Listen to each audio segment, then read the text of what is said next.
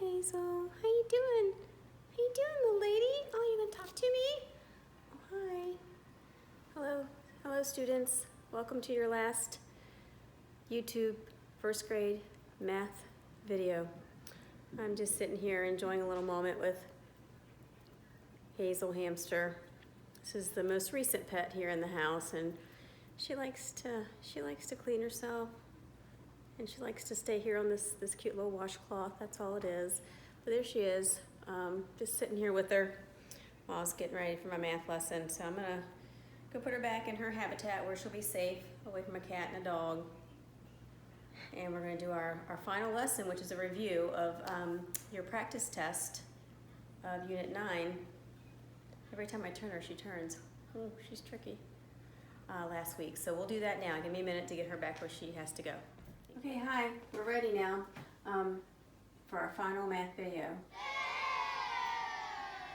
Do a little sad face up there because this has been fun. Oh dear, where's my son? Where's my fun son? Usually I have it handy. I don't see it, but we're gonna have fun with our asynchronous learning. You're gonna learn this on your own. We're not all together at the same time, but that's okay. It's still gonna be fun. Oh, I think I just found it. It's fun. We're going to review Unit 9 practice test. So get it out, find it, go look for it in case you need to go over some things. I'm going to go through each thing. And I know some of it was probably pretty easy. Some might have been a little bit tricky. So we're going to start with the first question, which was to name a defining attribute of this shape, which I hope you all knew. That is a cube. Okay. So for the first question, it asks you for a defining attribute, and for a cube you could have said several things. We're not getting into the really nitty-gritty details yet, but you could have said it has straight sides. You could have said it has corners. Some of you might know there's 8 corners or vertices where those sides meet. That's fabulous. That will be asked of you a little later, like next year. But as long as you know a cube has to have straight sides, has to have corners, that's a defining attribute. No curves on a cube. No curves. Okay? Second question was name a non-defining attribute, which we know that means something that might be true of this cube. This one is blue. Yeah, this one is pretty much tan. That's a non-defining attribute. Not all cubes are blue or tan. It's the color, the shape, big or small. In this case, your practice test had some lines on it. So you could have written, it has lines on it. You could have told me the size. You could have told me the color. Great cat. Great cat. Okay, we got a cat. Sniffing. Okay, so that was number 1. Number 2. I think this one is pretty good, but I'm going to review just one small thing that I saw on a few of the tests that parents sent to me. You had 2 cards, just like your cards that are in your toolkit. You had a 4 and a 5, and you were asked to make the largest number you could. Well, everybody knew, okay, that's easy. It's 54. So then it asked you, what does the 5 stand for here? Some of you wrote tens. You just wrote tens on the line. Okay, it's true, this is the tens place, but how many tens are there? There are 5. So you have to write the number 5 here. 5 tens, or you could simply write, well, Miss Jim Bob, that 5 stands for 50, because we know the number is 54. Okay, so make sure, don't just write the tens or tens place. Okay. Smallest number you could make was the next question, so obviously that's 45. And then it asks, what does the 5 stand for in this number? Again, some of you just wrote ones, but how many ones do we have? You have to have the number 5 in front of it. 5 ones. Or you could have just written, well, it stands for 5. It's not just the place value, but it's what does it stand for, what is it worth? So if this seems tricky, parents, give your student a few more of these, 3 or 4 in a row, and they'll get it just like that. I did some work like that last week with some students, and with a little extra practice, they totally got it. So try that. All right, so a lot of your test was number stories. That's true, your practice test, I should say. But don't let that scare you. We can break up number stories and solve them one step at a time with the information we know.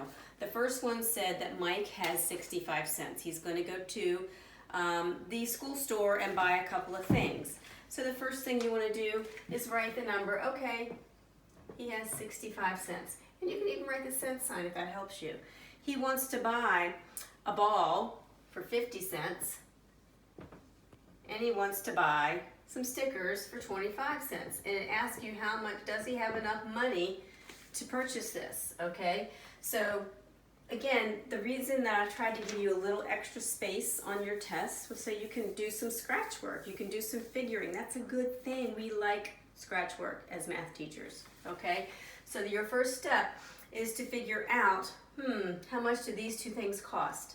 So 50 plus 25, there's lots of ways to solve it. Pick the way that you like best. If you want to get on the number grid at 50 for the ball and count up 25, 10, 20, 21, 22, 23, 24, 25. Okay, so we know 75 is what we landed on. It costs 75 cents. So now it asks you to explain how you know the answer if he has enough money by using a number sentence with less than, greater than, or equal to. So that's your next step. And parents, it's okay if you explain this step by step. I would be doing that in the classroom. So start with 65 is what to 75? Okay, well, it's less than.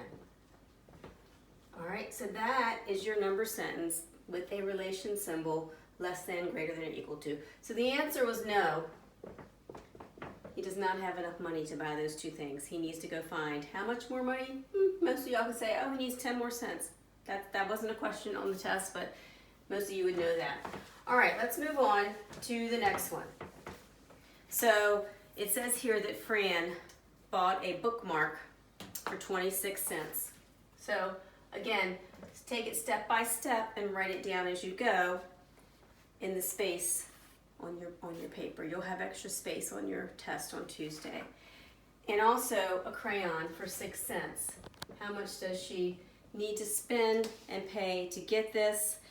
Make a number model. This is very, very basic. We've been doing these a lot since December. So 26 plus 6 equals what?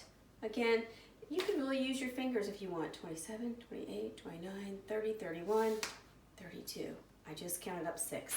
And I'm learning she needs 32. You can either put your cent sign there or you can draw a unit box on your test and just write cents. Again, the number model is 26 plus 6 equals 32. All right, final number story, I think. Let me look here on my paper. Maybe there's more on the back, I can't remember. Oh dear. One more on the back. All right, this one is going to the snack vending machine where Tony wants to buy a granola bar for 40 cents and pretzels for 60 cents. How much money does he need to put in that vending machine?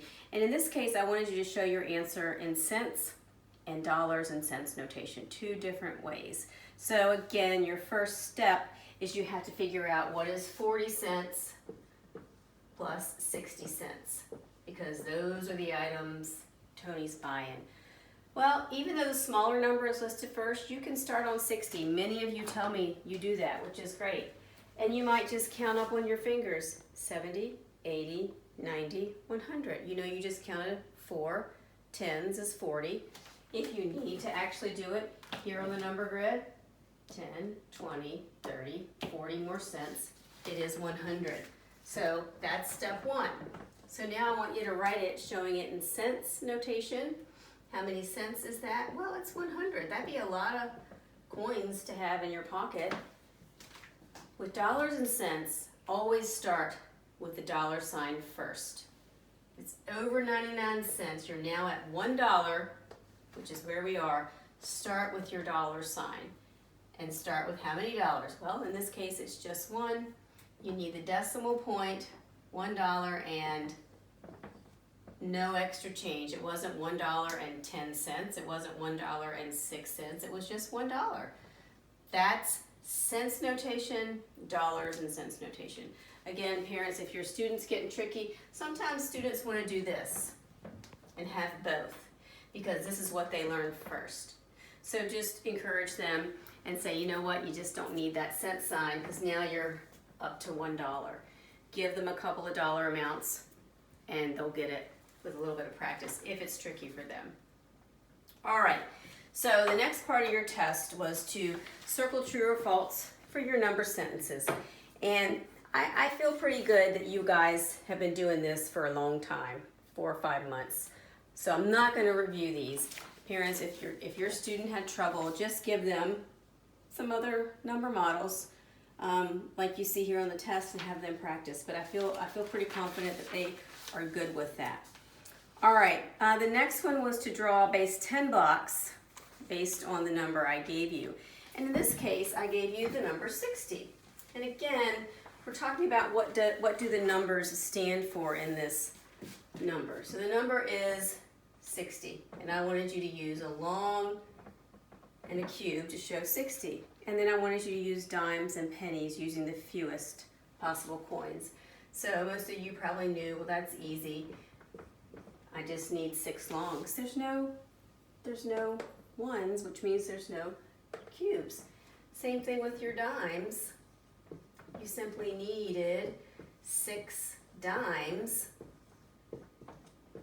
to show 60 cents. Nothing in the ones place. We don't need any pennies in this case.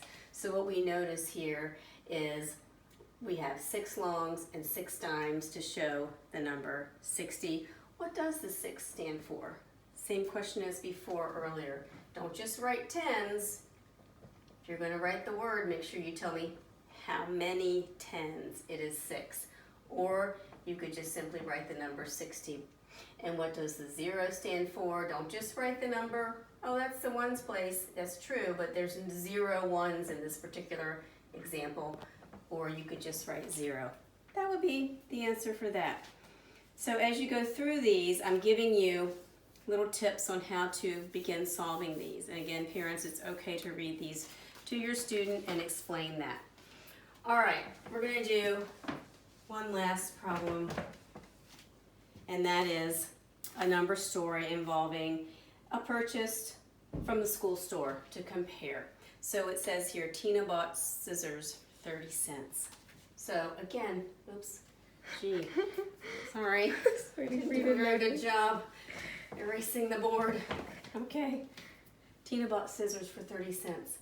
So as you go, just jot that down on your paper. You know, I'll give you even more space on the test to do that, okay?